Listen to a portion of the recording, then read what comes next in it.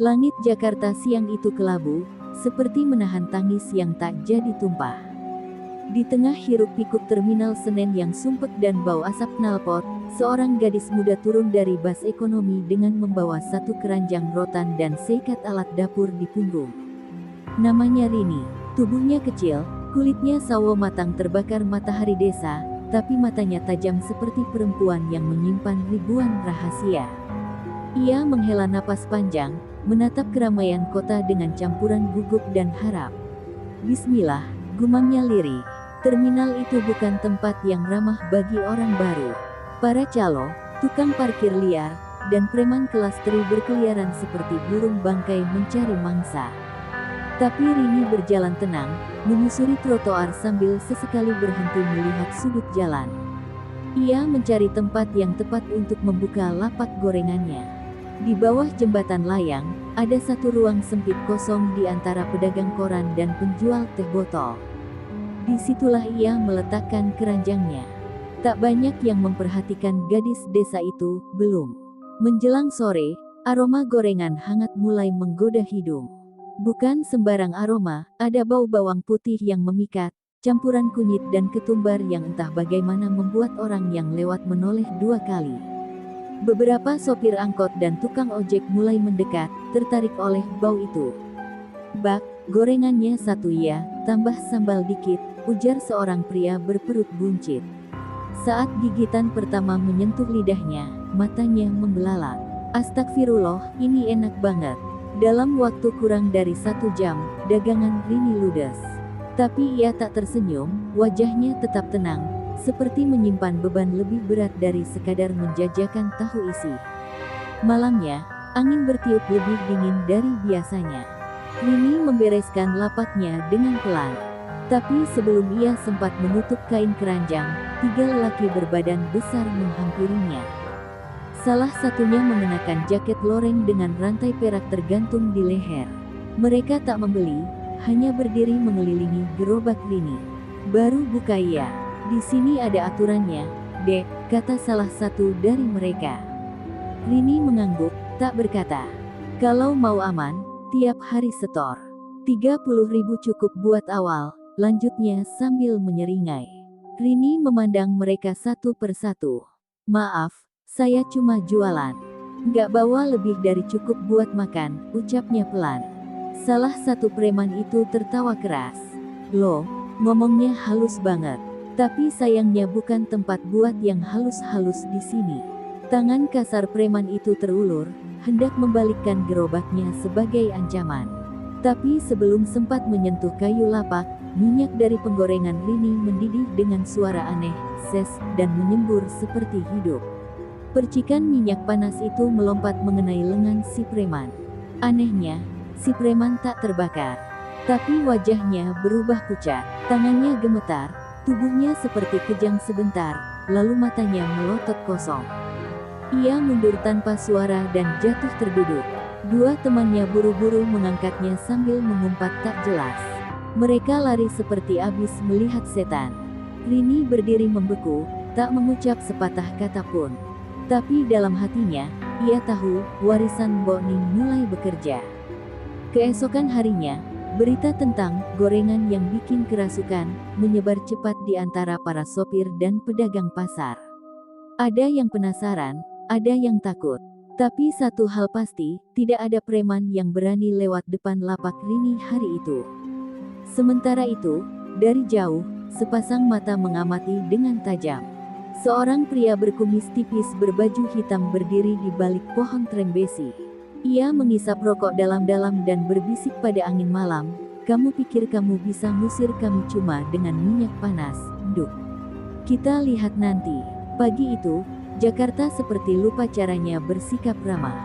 Langit masih kelabu, dan suara klakson dari berbagai arah menyatu menjadi simfoni kegelisahan. Kota. Rini kembali membuka lapaknya dengan tenang, meski dalam hati ia tahu kejadian semalam pasti mengundang badai. Ia mencelupkan tempe ke dalam adonan tepung, lalu menurunkannya perlahan ke penggorengan. Asap wangi menyebar ke segala arah, menarik perhatian orang-orang yang sudah mendengar desas-desus gorengan sakti. Tapi dari kejauhan, bahaya mulai mengendap. Geng macan hitam bukan kelompok ecek-ecek. Mereka punya jaringan dari pasar ke pasar, dari terminal ke terminal. Apapun yang dijual di atas trotoar, mereka anggap milik mereka. Dan saat satu anggotanya pulang malam-malam dengan mata kosong dan tubuh menggigil, itu bukan lagi soal setoran, itu soal harga diri. Bang Reza, pemimpin mereka, dikenal karena satu hal, jika seseorang membuat gengnya malu, ia akan datang sendiri dan membawa neraka bersamanya. Siangnya, seorang bocah pengamen datang tergopoh-gopoh ke lapak Rini. Napasnya tersengal, matanya panik. Bak, mereka datang, Bang Reza bawa banyak orang. Rini menunduk, meletakkan spatula dengan perlahan. Ia tidak terkejut, hanya menarik napas dalam, lalu mengangguk. Ia mengambil ulekan batu dari dalam keranjang, membisikkannya sesuatu, sebuah mantra pendek dalam bahasa Osing kuno. Lalu ia letakkan ulekan itu di sudut gerobaknya. "Terima kasih, Le. Sekarang kamu pulang ya," katanya lembut sambil menyelipkan sepotong bakwan ke tangan si bocah. Tak lama kemudian, suara derap kaki terdengar seperti drum perang. Bang Reza muncul dari balik kerumunan. Tubuhnya tegap, bertato dari lengan hingga leher, dan matanya penuh amarah. Di belakangnya berdiri 6 anak buah, semua mengenakan jaket hitam bergambar kepala harimau. Warga sekitar menjauh, membiarkan jalanan lengang seperti medan duel. Bang Reza berjalan mendekat, menatap Rini dengan senyum dingin. "Kamu yang bikin anak buah gue kayak orang kerasukan itu, ya?" Suaranya serak tapi menggema. "Aku cuma jualan gorengan, Mas," jawab Rini pelan. Suaranya lembut, tapi matanya tak bergeming. Bang Reza tertawa mengejek. "Jualan gorengan bisa bikin orang kejang. Jangan sok polos, Mbak Dukun. Tapi baiklah, kita main cara yang lebih serius." Ia memberi isyarat. Salah satu anak buahnya mengeluarkan botol kecil berisi cairan hitam, dan menyiramkannya ke depan lapak Rini. Cairan itu mendesis, seperti menari di atas aspal panas, lalu tiba-tiba membentuk bentuk aneh, seperti wajah manusia menjerit. Itulah pertanda, Bang Reza membawa dukun bayaran. Tak butuh waktu lama, sesosok pria tua berjubah kelabu muncul dari belakang rombongan. Wajahnya dipenuhi rajah, dan tangannya menggenggam tasbih besar dari kayu hitam. Ia menggumamkan mantra, dan udara sekitar mulai berubah. Angin berputar di atas kepala mereka, dan langit mendadak lebih gelap. Tapi Rini hanya menunduk. Dari dalam saku apronnya, ia mengeluarkan segenggam daun kelor yang sudah dikeringkan, lalu melemparkannya ke penggorengan. Minyak panas mendidih hebat, seperti menyambut pertempuran gaib. Ketika dukun itu mengangkat tangannya dan melemparkan serbuk hitam, asap hitam mengepul menuju gerobak Rini. Tapi sebelum menyentuh wajan, asap itu seperti terbakar sendiri, meledak jadi kilatan cahaya kuning keemasan. Dukun tua itu terpental ke belakang, jatuh terduduk sambil batuk darah. Bang Reza terkejut, mulutnya terbuka tak percaya. Tapi Rini tetap diam. Ia hanya menatap mereka semua, dan berkata pelan, "Saya tidak mau melawan, tapi saya tidak akan biarkan kejahatan menang di tempat ini." Orang-orang mulai berdatangan. Warga pasar, para sopir, penjual nasi uduk, ibu-ibu pemulung, semua mendekat, berdiri di belakang Rini.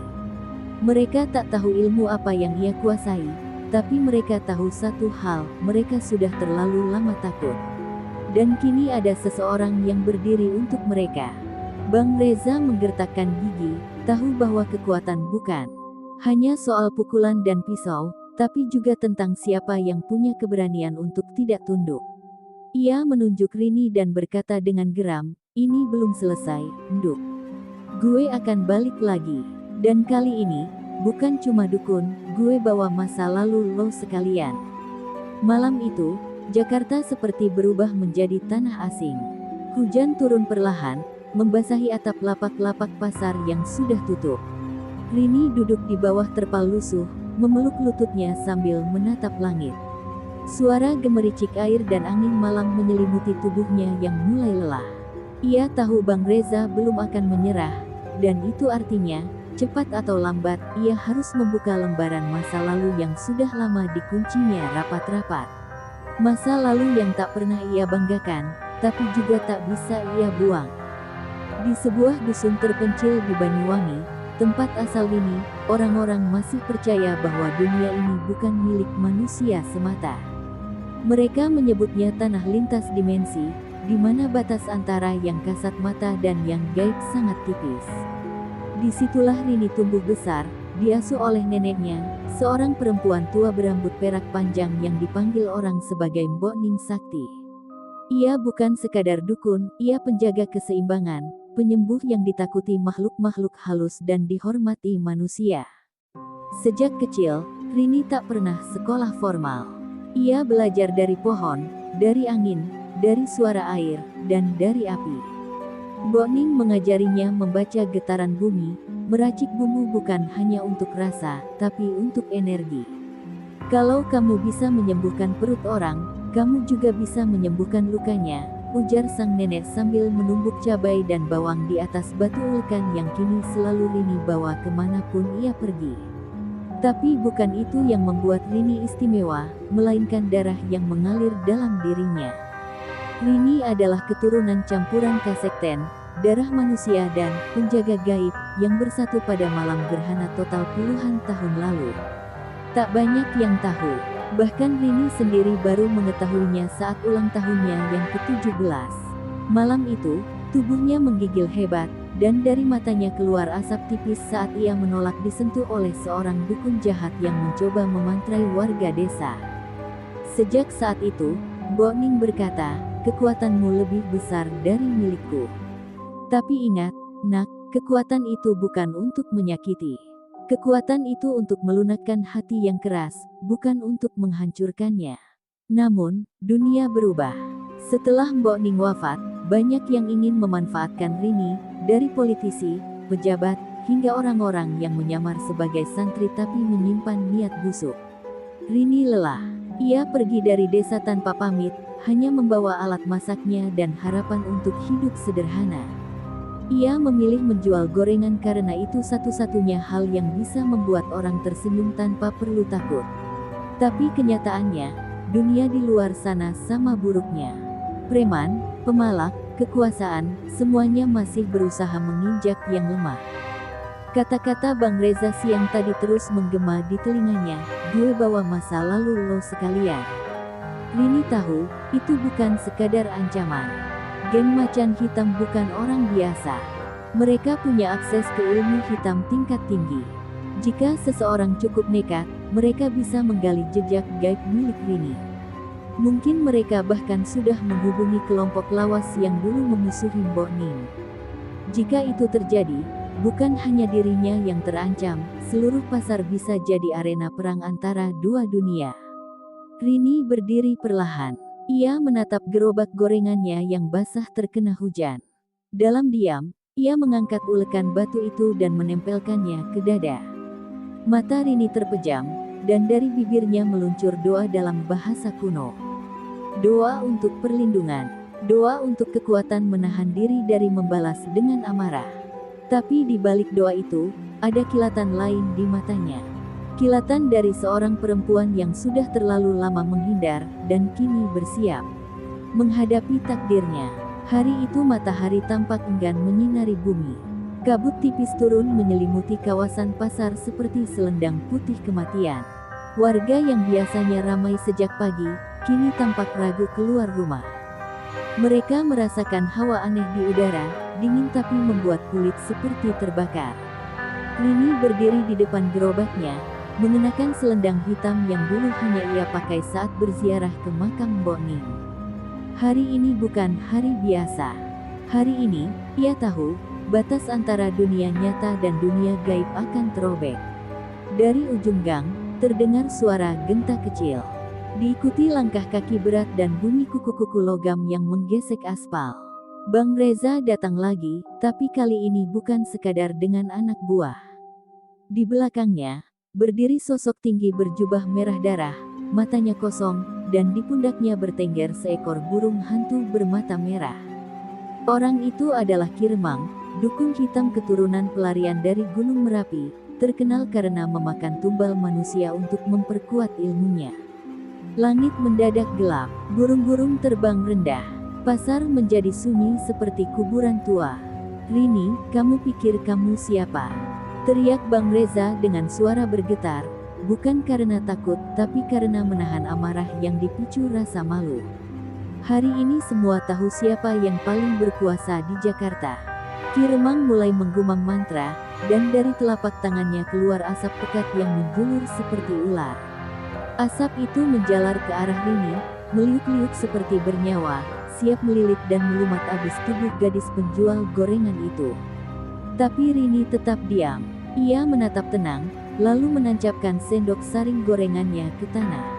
Dari tanah, muncul cahaya hijau muda, membentuk garis lingkaran mengelilingi Rini dan gerobaknya. Garis itu kemudian tumbuh seperti akar, melambung ke udara, membentuk jaring pelindung bercahaya. Asap hitam Ki Remang memukul pelindung itu keras, menimbulkan dentuman besar seperti petir yang menyambar tiang besi. Warga yang menonton dari kejauhan menjerit. Beberapa lari, tapi sebagian tetap diam. Mereka tahu, ini bukan sekadar pertarungan pribadi. Ini pertempuran antara dua kekuatan purba yang berebut hak atas ruang kehidupan mereka. Ki Remang menggertakkan gigi. "Anak cucu Ning, kau pikir kau bisa melawan aku hanya dengan mantra air dan daun kelor?" Ia mencabut keris kecil dari balik bajunya. Ujungnya merah seperti dibakar api. Ditusukkannya keris itu ke tanah, dan bumi bergetar. Tanah retak. Dari celah-celahnya muncul tangan-tangan hitam, bayangan roh penasaran yang dipanggil paksa dari alam kubur. Mereka merangkak, memekik, berusaha mencengkeram kaki Rini. Rini menutup matanya, lalu membuka ikat rambutnya. Rambut panjangnya menjuntai, dan bersamaan dengan itu, udara berubah hangat. Rini mulai mengucap mantra peninggalan Mbok Ning. Suaranya lirih, tapi bergetar seperti gong besar dalam hati siapapun yang mendengarnya. Ulekan batu yang sejak tadi tergeletak di sudut gerobak mulai bersinar. Ia mengangkatnya ke udara, dan dari situ terpancar cahaya emas yang menusuk langit. Satu demi satu, tangan-tangan hitam itu mengerang kesakitan lalu lenyap jadi abu. Bahkan Ki Remang pun mulai goyah, tubuhnya menggigil dan burung hantunya kabur dengan jeritan nyaring menembus angkasa. Bang Reza melangkah mundur. Untuk pertama kalinya, matanya menunjukkan rasa takut yang tulus. Rini berjalan pelan ke arah mereka. "Aku tidak mencari musuh, Mas Reza. Tapi kalau kalian terus memaksa, kalian bukan cuma melawan aku. Kalian akan melawan alam semesta yang selama ini kalian injak-injak." Suaranya tenang, tapi tegas seperti petir. Ki Remang menatap Rini dengan ngeri. Kau sudah menyatu dengan elemen. Kau bukan manusia biasa, kau adalah penyeimbang." Tiba-tiba angin berhenti. Langit terbuka sedikit, memperlihatkan cahaya. Suasana kembali sunyi. Ki Remang roboh. Tubuhnya melempem seperti karung kosong. Bang Reza dan anak buahnya lari terbirit-birit, meninggalkan pasar tanpa melihat ke belakang. Warga berlarian mendekat, mengelilingi Rini sambil berteriak kagum dan lega. Tapi Rini tak tersenyum. Ia hanya menatap langit sambil berbisik dalam hati, perang belum usai. Ini baru permulaan. Mereka belum tahu siapa sebenarnya yang mengintai dari balik bayangan. Malam itu, Rini tak bisa tidur. Tubuhnya masih terasa lemas setelah bentrokan energi yang hampir meretakkan alam sadar. Di matanya, masih terbayang wajah-wajah warga pasar yang menatapnya penuh harap, seakan ia penyelamat. Tapi di balik semua itu, hatinya digerogoti rasa cemas. Bukan pada Bang Reza atau Ki Remang, tapi pada kalimat terakhir yang mereka tinggalkan, tentang masa lalu. Ia tahu, jika seseorang berhasil membuka jejak silsilah dirinya, maka akan ada satu sosok yang pasti terbangun, sosok yang seharusnya terkubur selamanya di tanah kelahiran Rini. 2 hari kemudian, kabar itu datang. Seorang pria tua, tukang jam keliling, datang ke lapaknya dengan wajah pucat. Ia memberikan sebuah surat berbalut daun pisang kering, disegel dengan simpul benang merah dan serpihan kuku keris. Saat Rini menyentuhnya, tubuhnya langsung menggigil. Aroma anyir darah dan belerang menyelusup masuk ke pori-pori. Tangannya gemetar. Surat itu berasal dari Simbok Kinasih, perempuan sakti yang dulu pernah menjadi sahabat Mbok Ning, sebelum persahabatan mereka berubah menjadi dendam darah. Simbok Kinasih bukanlah manusia biasa. Ia adalah guru besar dari aliran pemutus raga, ilmu hitam langka yang mampu merusak jiwa manusia dari dalam, tanpa menyentuh raganya. Dahulu, saat Rini masih kecil, Simbok Kinasih pernah datang ke rumahnya membawa keranjang berisi bunga dan ular. Ia ingin mengambil Rini sebagai murid, melihat potensi besar dalam darah campurannya. Tapi Mbok Ning menolak keras. Penolakan itu berubah menjadi perang batin yang membuat desa hampir lenyap dari peta. Sejak itu, nama Simbok Kinasih tak pernah lagi disebut, seolah-olah ia dihapus dari sejarah. Kini, ia bangkit kembali. Dalam surat itu tertulis satu kalimat pendek, "Wektumu wis cedak, kowe kudu bali, nduk. Aku arep jaluk sinta anggap dadi duweku. Waktumu sudah dekat, kau harus pulang, nak. Aku ingin menagih yang dulu kuanggap milikku." Rini tahu, ini bukan sekadar panggilan.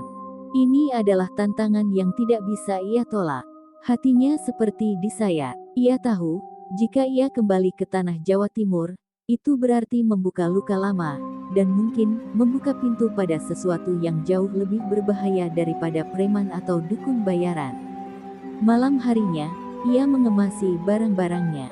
Ia pamit pada warga pasar tanpa banyak kata, hanya senyum kecil dan mata berkaca-kaca. Para pedagang memberinya bekal dan doa. Seorang ibu penjual pecel menangis saat menyerahkan tas anyaman berisi daun-daunan dan telur rebus. "Mbak Rini, hati-hati ya, kami tunggu baliknya," ucap sang ibu. Tapi Rini hanya mengangguk. Ia tahu, belum tentu ia bisa kembali. Perjalanan kali ini bukan sekadar pulang kampung, ini perjalanan menjemput nasib. Di dalam kereta malam menuju Banyuwangi, Rini memejamkan mata sambil memegang erat ulekan batu peninggalan Mbok Ning. Ia mencoba menghubungi arwah sang nenek lewat mantra batin, tapi suara yang datang justru lain. Sebuah tawa panjang, parau, dan menyayat jiwa, terdengar dari balik gelap kesadarannya. "Akhirnya kamu datang juga, nduk," bisik suara itu. Itu bukan suara Mbok Ning. Itu suara Simbok Kinasih, yang selama ini bersembunyi di balik bayang-bayang, menunggu waktunya untuk mengikat kembali takdir Rini ke jalur gelap. Di kejauhan, kereta melaju kencang menembus malam. Rini duduk tegak, matanya kini terbuka. Tidak ada lagi jalan mundur. Ia akan kembali ke tanah kelahirannya, ke tempat di mana semuanya bermula. Di sana, ia akan menghadapi musuh sejati, bukan preman, bukan roh penasaran, tapi bagian dari dirinya sendiri yang dulu pernah ditinggalkan. Dan kali ini, ia harus memilih, mempertahankan cahaya, atau menyerah pada kegelapan yang dulu hampir membentuk siapa dirinya. Kereta berhenti di stasiun kecil yang dikelilingi kabut dan pepohonan tua. Tidak ada pengumuman, tidak ada penumpang lain yang turun. Rini melangkah keluar dengan langkah berat, membawa tas anyaman berisi alat masak dan sepotong batu ulekan yang kini terasa berat seperti sejarah yang membebani pundaknya. Angin membawa bau tanah basah bercampur bunga kenanga. Di tanah inilah Mbok Ning dimakamkan. Di tanah ini pula Simbok Kinasih pernah bersumpah akan merebutnya, meski harus membakar seluruh desa. Desa tempat Rini dilahirkan tampak berbeda. Rumah-rumah panggung tua berdiri seperti kerangka yang menunggu runtuh, jendela-jendela tertutup rapat, dan tidak ada suara ayam berkokok seperti dulu. Warga seolah menghilang. Udara terasa lebih berat.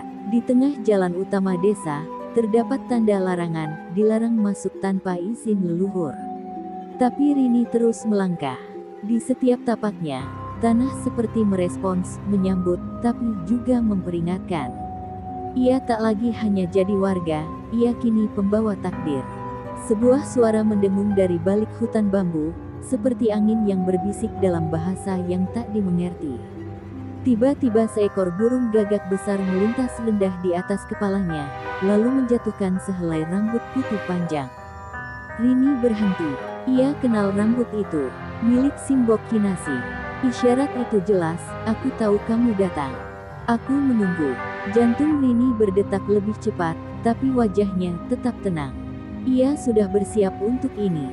Ia tahu, pertempuran sejati bukan hanya soal ilmu dan mantra, tapi tentang keberanian menghadapi luka yang belum sembuh. Di ujung jalan, berdirilah rumah tua Mbok Ning. Dindingnya sudah berlumut, tapi atap jeraminya masih utuh. Rini membuka pintu perlahan, dan aroma kayu manis serta dupa menyambutnya, seolah rumah itu masih menyimpan sisa-sisa kehangatan sang nenek. Ia duduk di tengah ruangan, menyalakan lilin kecil dan mulai membaca doa pelindung. Namun sebelum mantranya selesai, lantai di bawahnya bergetar pelan, lalu muncul retakan berbentuk lingkaran. Dari sana keluar asap tipis, dan suara tawa pelan yang membuat bulu kuduk berdiri. Selamat datang kembali, Nduk. Suara itu lembut tapi menusuk, seperti jarum emas yang menusuk jantung. Dari balik bayangan, muncullah Simbok Kinasih, masih anggun, masih mengenakan selendang merah darah, tapi matanya kini penuh luka dan dendam. Kamu sudah besar, tapi wajahmu masih wajah anak yang menolak takdir, ujarnya sambil berjalan mengelilingi Rini. Rini berdiri perlahan, menatap perempuan yang dulu hampir membawanya ke jalan hitam. Aku datang bukan untuk tunduk, Simbok. Aku datang untuk mengakhiri semua ini. Simbok Kinasih tertawa kecil. Berani sekali kamu bicara soal akhir, padahal kamu belum tahu siapa dirimu sepenuhnya. Ia lalu melemparkan sejumput abu ke udara, dan dari abu itu muncul bayangan seorang perempuan yang mirip Rini, tapi dengan mata merah dan kulit gelap. Itu bayangan dirimu, Nduk. Sisi yang kau kubur sejak kecil. Kau pikir kau hanya warisi ilmu Mbok Ning. Kau lupa, ayahmu bukan manusia biasa. Rini membeku. Ia tak pernah tahu siapa ayahnya. Mbok Ning selalu bungkam. Darahnya berdesir. Suara-suara lama kembali bergaung di kepala, suara tangis bayi, jeritan di malam badai, dan mantra-mantra yang dulu diucapkan diam-diam di balik pintu bambu. Semua terkuak kini. Rini akhirnya sadar, ia bukan hanya pewaris terang, tapi juga bayangan. Dan Simbok Kinasih, dengan segala kelicikannya, ingin memaksanya menerima sisi gelap itu. Tapi Rini menggenggam ulekan batunya. Erat-erat, kalau memang harus kulawan diriku sendiri, maka akan kulakukan. Karena cahaya bukan tentang kesucian, tapi tentang pilihan. Langit di atas Banyuwangi berubah kelam. Awan bergulung-gulung seperti naga yang tengah menggeliat dalam amarah. Di tengah halaman rumah peninggalan Mbok Ning, dua perempuan berdiri saling berhadapan, Rini dan Simbok Kinasih, murid dan musuh, darah dan warisan. Rini berdiri tegak, rambutnya ditiup angin, tangannya menggenggam ulekan batu yang kini bersinar samar kehijauan. Di hadapannya, Simbok Kinasih tersenyum dengan tatapan menantang. Kain selendangnya melambai-lambai seperti nyala api. Ini tanahmu, Rini, tapi darahmu bukan milikmu sendiri, kata Simbok dengan suara pelan namun menusuk. Ia menancapkan tongkatnya ke tanah, dan bumi bergetar. Dari balik celah tanah muncul makhluk-makhluk bayangan, wajah-wajah masa lalu, korban ilmu hitam, dan roh-roh penasaran yang dulu dijadikan tumbal. Mereka menjerit, berputar-putar mengelilingi mereka seperti pusaran angin yang ingin menelan segalanya. Rini memejamkan mata. Ia tahu, ini bukan tentang mengalahkan Simbok Kinasih. Ini tentang mengalahkan ketakutan dalam dirinya sendiri. Tiba-tiba, suara Mbok Ning terdengar di benaknya. Lembut, hangat, Nduk. Cahaya sejati tidak butuh kemenangan. Ia hanya perlu keberanian untuk tetap menyala. Air mata menetes dari mata Rini, tapi wajahnya tetap tegar. Ia membuka matanya, dan dengan suara lantang, ia mengucap mantra warisan leluhur. Ulekan batu di tangannya meloncat ke udara, berubah menjadi cahaya yang memancar hingga menembus awan. Makhluk-makhluk bayangan menjerit dan mulai terbakar, satu persatu menghilang seperti debu. Simbok Kinasih tersentak. Tidak, kau tidak bisa menghapus yang sudah ditanam. Ia menghentakkan tongkatnya sekali lagi. Kali ini, bayangan perempuan yang mirip Rini, sisi gelap dirinya muncul di hadapan mereka. Ini dirimu yang sebenarnya. Kau bisa menolak, tapi bayanganmu akan selalu ada. Bayangan itu menatap Rini dengan sorot mata sendu, seolah meminta diakui. Rini mendekat, dan alih-alih melawan, ia membuka kedua tangannya. Aku tidak menolakmu, aku memelukmu. Karena aku tidak akan biarkan siapapun, bahkan diriku sendiri, menjadi alat kegelapan. Saat pelukan itu terjadi, langit pecah. Petir menyambar tanpa suara, dan cahaya putih membungkus seluruh halaman. Suara jerit Simbok Kinasih menggema, panjang dan menyayat, sebelum akhirnya lenyap ditelan angin. Tubuhnya menguap menjadi abu yang terbang ke langit. Bayangan Rini pun memudar perlahan, seperti kabut yang dibelai matahari pagi. Ketika semuanya mereda, hanya Rini yang masih berdiri, lututnya gemetar, tapi wajahnya damai. Ia telah menerima seluruh dirinya, terang dan gelap, dan menjadikannya kekuatan sejati. Pagi merekah. Untuk pertama kalinya sejak bertahun-tahun, burung-burung bernyanyi di desa itu. Warga keluar satu persatu, seolah terlepas dari kutukan panjang. Rumah-rumah bersih kembali, tanaman tumbuh cepat, dan suara anak-anak mulai terdengar dari kejauhan. Rini duduk di serambi rumah, memandangi langit biru yang kini tak lagi diwarnai ketakutan. Ia tahu hidupnya tak akan kembali seperti dulu. Tapi ia juga tahu, ia kini bukan sekadar penjual gorengan, ia adalah penjaga seimbang, pelindung batas antara dunia yang terlihat dan yang tak kasat mata. Beberapa minggu kemudian, Rini kembali ke Jakarta. Pasar tempat ia berjualan kini lebih ramai dari sebelumnya. Warga menyambutnya dengan pelukan dan air mata. Bahkan Bang Reza, yang kini bekerja menjaga parkir pasar, datang meminta maaf dengan kepala tertunduk. Rini tersenyum. Setiap orang bisa berubah, Mas. Kalau mereka punya keberanian untuk menghadap bayangan sendiri. Lalu ia menyalakan kompor kecilnya, menggoreng bakwan dengan tenang. Uap panas menari-nari di udara, membawa aroma harapan. Dan saat sore tiba, cahaya matahari menimpa wajah Rini. Matanya menyipit, menatap Cakrawala. Di balik senyumnya, ia tahu, dunia masih menyimpan banyak kegelapan. Tapi selama masih ada cahaya, sekecil apapun, ia tak akan pernah padam. Karena kadang, cahaya paling terang justru lahir dari perempuan sederhana, yang memilih melawan, bukan dengan kemarahan, tapi dengan keberanian dan cinta.